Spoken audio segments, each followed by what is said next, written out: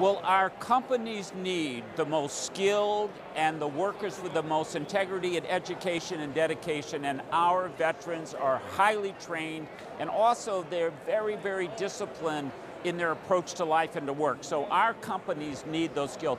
But the other side is that our veterans are also coming home from giving service to our nation, and they've taken time out of their lives. They've interrupted their school or their work to go service all. And so there's a need to help connect those who are coming back with our companies who need their skills. And it takes a little bit of matchmaking. And what's happening today is that magic moment of putting those people together with the companies who need them, and all Minnesotans benefit from making that happen.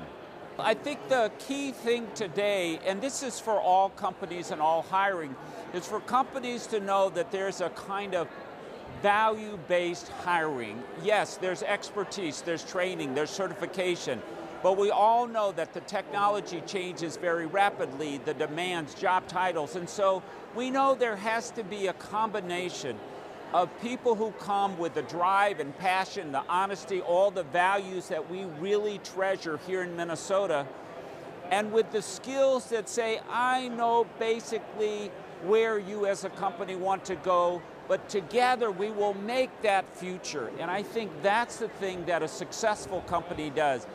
They may need a very specific person hired today, but they know that in 6 months or a year, that position and that demand will probably evolve. And so they need someone who can handle the job now, but who has that skill and that ability to make the future change and make that change part of who they are. And together, that's the successful company and the successful hired new veteran.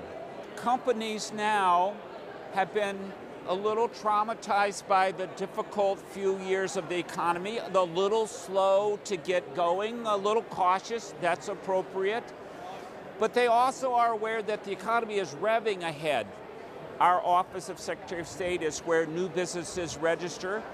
We've seen steady growth, and this year now we think there'll be a record number of new businesses, and that's a signal that the economy is picking up steam. So the progressive, forward-thinking companies who are coming out of this tough economy for sure, but they're saying the future will be owned by the companies who bring the skilled new energy and new people in, and be prepared to not just take advantage of that future, but to design and build that future. And we are coming out of a relatively tough time, but we're going into a very bright future. And our veterans and our companies together both will benefit, and then we all, as Minnesotans, will benefit from them coming together to create our next economy.